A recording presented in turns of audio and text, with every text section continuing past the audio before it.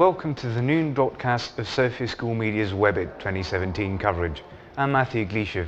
In this program we'll be showing you some of the concerns about privacy and security and how they affect our freedom from the Internet of Things. This program has been created by Martin Dimitrov, so let's have a look.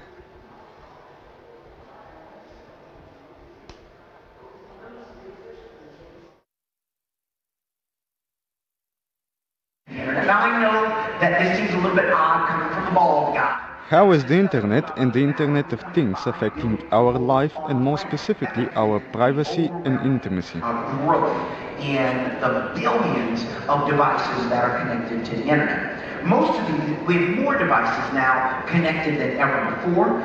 These are the topics that Travis LeBlanc and Bawan Rimes talked about in their lectures. Mr. LeBlanc focused on the effects of Internet of Things.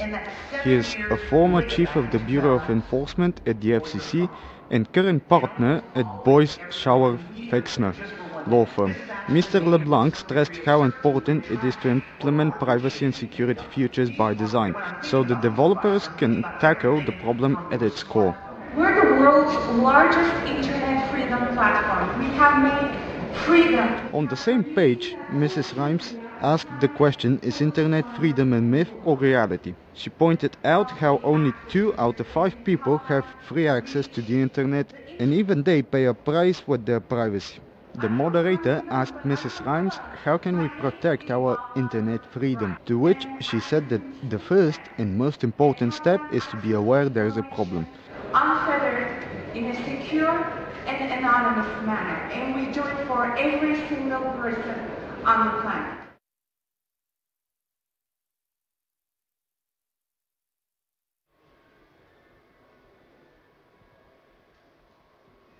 Next up, we have an interesting talk on medical wearables, which are augmenting the patient's journey through digitalization, saving lives and ensuring that we get a better end, the most effective treatments. Let's see Gagana Gulliver's report on the topic. And I would like to share some thoughts with you on what is happening actually with medical wearables that are coming out. At the Health and Wellbeing Summit between 1430 and 1455, the red stage was taken by Dr. Andreas Kadov and Viktor Saevsky. Dr. Kadov gave a lecture on medical wearables and how they can improve people's health. He introduced BioVotion, a device which can monitor the heart rate, skin temperature, motion, and more of the person wearing it. He also gave interesting examples of how our daily activities influence the recovery of our bodies during sleep. Viktor Saevsky talked about redesigning the patient experience, taking the patient journey digital, starting with pre-hospital care on web platforms and social media, through to remote monitoring, gamification and more. We have one of the largest medical encyclopedias right now owned by a hospital, all online with free information, videos, educational information, everything that a patient might need to understand.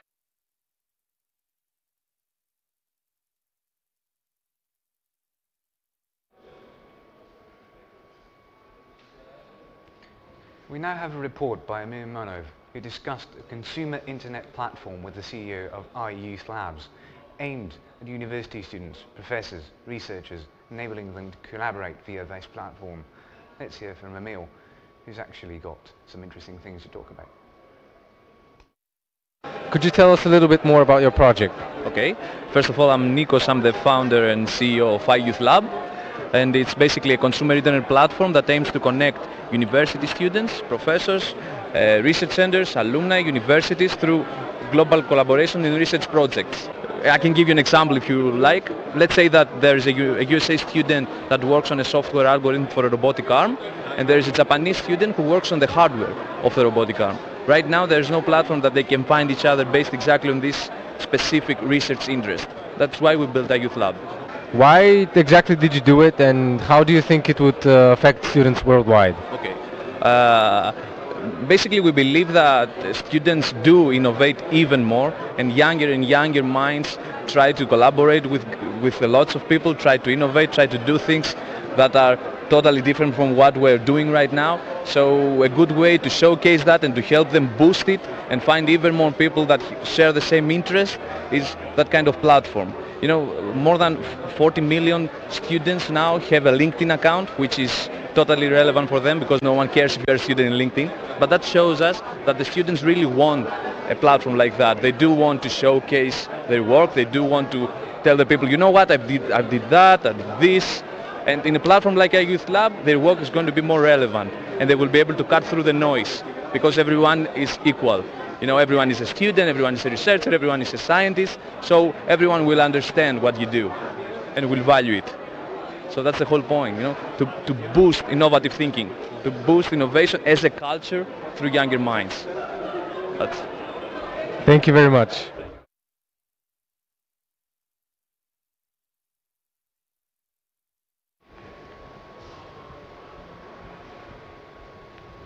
Nadine Levitt, CEO and founder of Wosley, took the main stage and talked about how technology is affecting the young generation, how education has changed over the past years thanks to more and more innovative technologies. Let's look at the footage.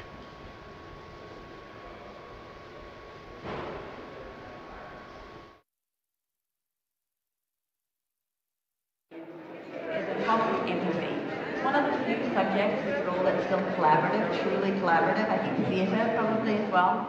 Nadine Levitt, the founder and CEO of Wosley, gave her insight about how technology affects education. She mentioned some of the benefits and drawbacks of technology and mobile devices. And they're used to filters and fun effects and so forth, and so we've built that into our... She said that even though smartphones can cause addiction and create shallow relationships, their pros far outweigh the cons. As for education, she strongly believes that the best way to learn is through experience, because experiences coupled with emotions create long-term memories. So to make students remember what they learn, the information can't only flow one way. Classes should be more interactive, with students actively taking part and not only watching from the sidelines. A learning experience for more engaged students. So here again, it's much harder for me as a student to just take my teacher saying, this is what stage presence means to me. And I probably won't really listen as well as if it was will.i.am saying. Ms. Levitt proposed a solution to the problem in the form of Wosley Edu mobile application.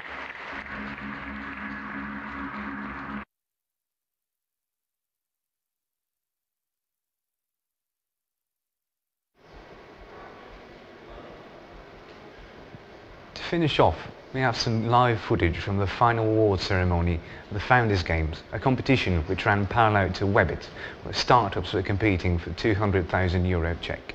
Let's see the live footage.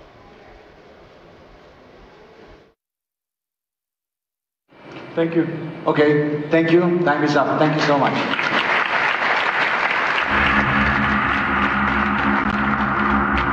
The next company, Amigo.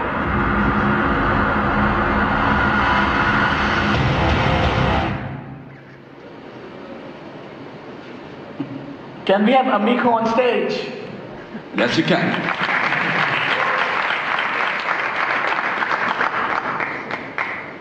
Welcome. Hello. How are you? How do you feel?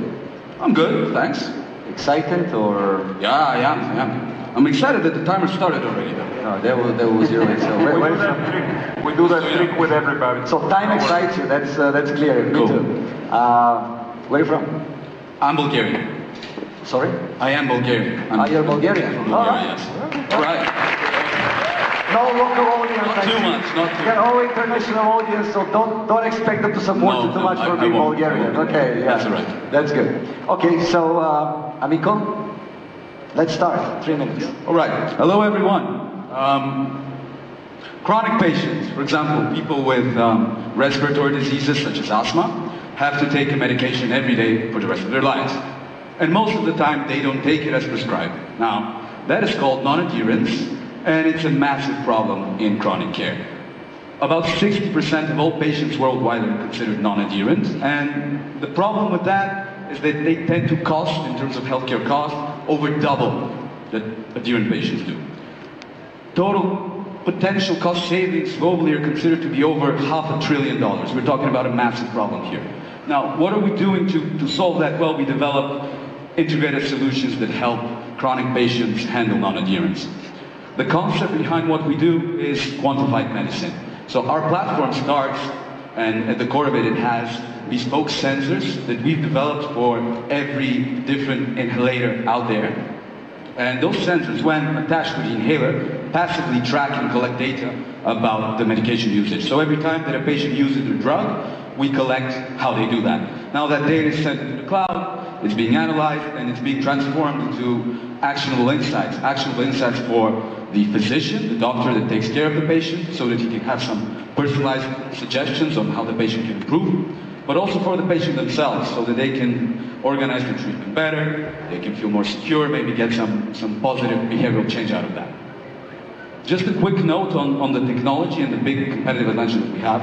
There's about 3 companies in the world that do something like we do, and we're the only ones who measure true adherence. Now, that is a physiological measure. We're the only ones who can actually measure how strong, how long does a patient, a respiratory patient, inhale in their inhaler every time that they do that. This data is incredibly potent from an economic point of view, from a medical point of view.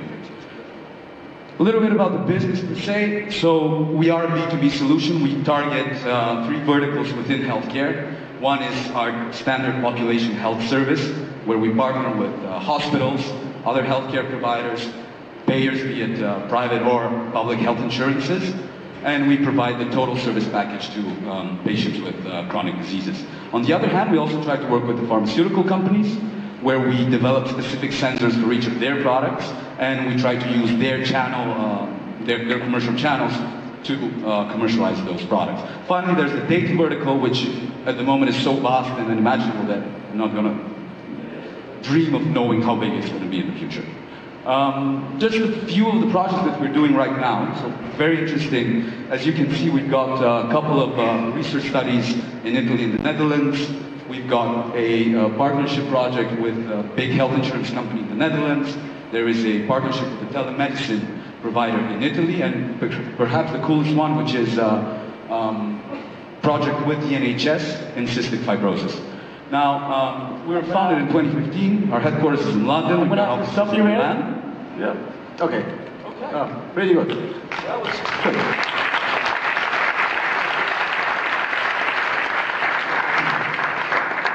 Great stuff you've built so far. Congratulations. So, what is next for you? What is the market's go-to-market strategy?